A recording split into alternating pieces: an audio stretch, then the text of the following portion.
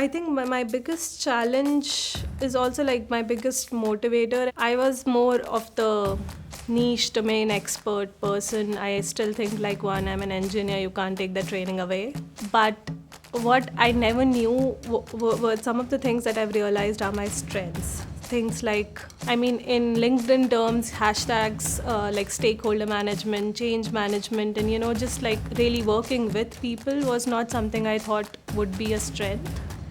But I have immensely, in my 3 years, I've had the experience and the exposure to work with people across business areas, and you understand that they're all the same. People are people, and when that inhibition goes away, you're really able to focus on just like the problem, the solution.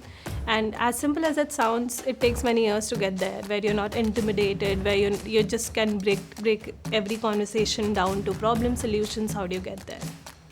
So I think that's one thing that I've really, like, Kobe has given me this exposure to just be everywhere, be myself, and just have the opportunity to sort of like do and deliver.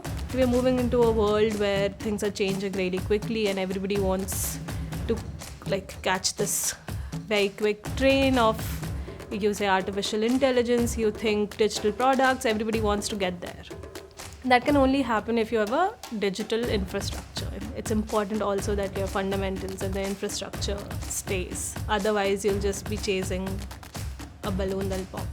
What I like is also what I don't like, in the sense, change management is not so easy. Like, the fact that I get to do it is amazing. And to me, it might feel like I've done this already 5 times, but for someone that's new. So that's the part that I'm hoping I can get over. The goal is, like, apart from being domain leaders and being a great place to work, I think, is also to be innovator, like get on top of the changing technology landscape. And I do see that there's, on executive level, there is a push to be aware of what's happening and then to learn from it. There's a lot to learn. Being here doing this was a part of it, in the sense that, like I said, I will not say no. It feels like a place where I belong.